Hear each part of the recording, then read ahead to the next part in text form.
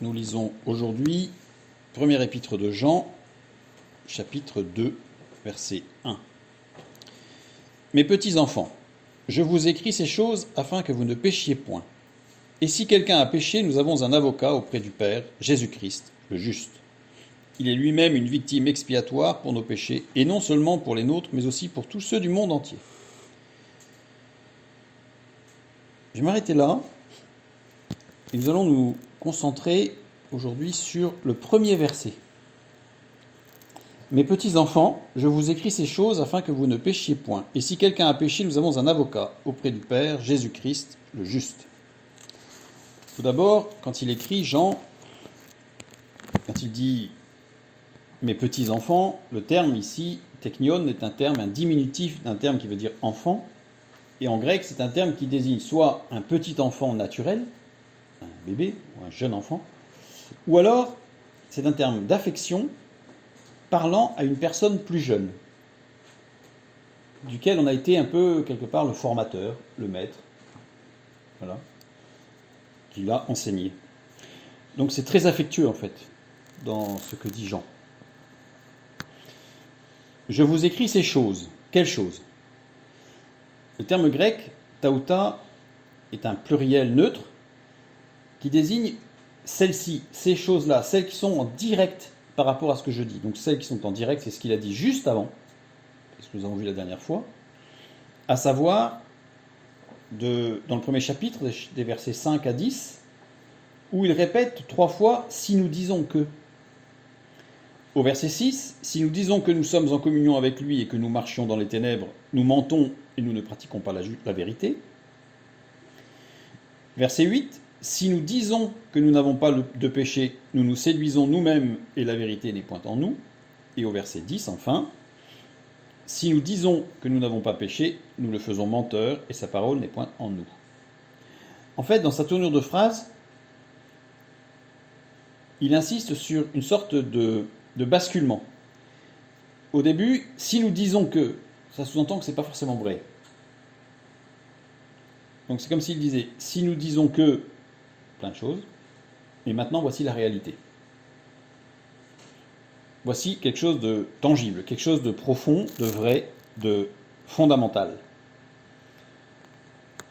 Et ce qui suit et qui va être réel et fondamental, afin que vous ne péchiez point.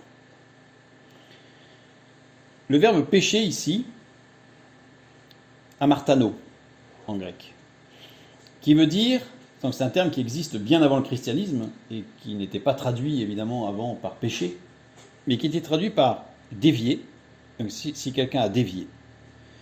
Si quelqu'un se trompe de chemin, s'égare. Si quelqu'un s'écarte de la vérité. Si quelqu'un commet une faute. Si quelqu'un faillit. Si quelqu'un a un faux état d'esprit. On ne parle pas d'un mauvais état d'esprit, on parle d'un faux état d'esprit. Si quelqu'un est intoxiqué. Intoxiqué, évidemment, là, ce n'est pas au niveau alimentaire, c'est intoxiqué dans la doctrine, intoxiqué dans sa manière de voir les choses. Alors, donc ici, c'est quelque chose qui englobe, on voit bien d'ailleurs que la notion de péché est quelque chose de très très large, très très large. Et il dit ensuite, et si quelqu'un a péché. Le si ici, qui n'est pas hypothétique, éan en grec, éan désigne quelque chose quand l'action exprimée par la proposition qu'annonce éan, justement, marque une hypothèse de réalisation incertaine. C'est-à-dire que, non pas que c'est possible ou pas possible qu'elle se réalise, mais on ne sait pas dans quelle mesure elle se réalise. C'est-à-dire que on peut dévier beaucoup ou peu. On peut se tromper beaucoup ou peu. On peut s'écarter de la vérité beaucoup ou peu, etc., etc. C'est dans ce sens, en fait. Quel que soit le degré de déviation, d'erreur, d'écart, de faute, peu importe, ce n'est pas là le sujet. Ce n'est pas là le sujet dans le discours de Jean. Ensuite, deuxième expression de éan, ce si, quelqu'un, si, c'est quand la condition exprimée par la proposition qu'annonce éan, justement, se trouve remplie, c'est-à-dire dans les propositions qui expriment un fait d'habitude. C'est-à-dire que ça s'adresse aussi à celui qui a l'habitude de se tromper, qui a un travers en fait. Vous savez, parfois vous avez des gens qui vous disent je voudrais arrêter de fumer, mais j'y arrive pas. Donc j'y arrive et puis paf, je retombe, puis paf, je retombe, puis paf, je retombe. En général, ça crée beaucoup de culpabilité. Mais là, Jean s'adresse aussi avec beaucoup d'amour, mes petits-enfants, aussi pour ces personnes-là. Ceux qui ont malheureusement l'habitude, et sans que ce soit péjoratif ou jugement, hein, c'est que ceux qui ont un travers et qui commettent cette faute régulièrement parce que c'est la chute régulière. Alors si quelqu'un, là on a compris ce que ça veut dire, ce si quelqu'un a péché, une fois de plus à Martano, hein, c'est-à-dire dévier, se tromper de chemin, etc., nous avons un avocat auprès du Père. Cet avocat, le mot avocat, paraklétos, je trouve que la notion d'avocat donne quelqu'un qui va nous défendre, comme pour nous justifier, avec parfois même malheureusement le défaut de certains avocats de défendre des situations indéfendables. C'est pour ça que le terme avocat est un peu tendancieux, mais paraklétos veut dire littéralement celui qu'on appelle à son secours. C'est déjà beaucoup mieux. D'autant plus que l'évangile de Jean, toujours Jean, nous donne un autre aspect de ce paraklétos, dans Jean chapitre 16, le verset 13, quand il dit « Quand le consolateur sera venu, l'esprit de vérité, il vous conduira dans toute la vérité ». Traduit par consolateur, c'est à nouveau paraklétos, mais parce que paraklétos, celui qu'on appelle au secours, c'est celui qui nous défend, mais aussi celui qui nous console. Un avocat ne nous console pas forcément, même assez rarement. C'est pas son travail. Son travail, c'est de nous défendre. Donc, ici, il nous est parlé du paraklétos, qui est non seulement celui qui va nous défendre, mais celui qui va nous consoler. Et justement, par rapport à une faute, au fait d'avoir dévié, au fait d'avoir failli, au fait d'avoir été intoxiqué. En plus, être intoxiqué, c'est bien du passif. Hein, on a été intoxiqué. Eh bien, il est là pour nous consoler et pour nous défendre. Quand un fait de ce genre, de péché à Martano, a eu lieu, et que nous avons commis donc ce qu'on va appeler un péché, c'est-à-dire quelque chose qui se trouve dans la liste, mais que nous ne sommes plus dans ce péché, c'est-à-dire que, en tout cas, au moins dans notre volonté déjà, on veut sortir de là. On veut sortir de là. Et que nous prenons sévèrement parti avec Dieu. C'est-à-dire qu'on est avec Dieu, mais la chair est là. Contre nous-mêmes, donc on prend parti avec Dieu contre nous-mêmes pour juger ce mal. C'est-à-dire qu'on en a conscience et on le refuse. On ne se complaît pas là.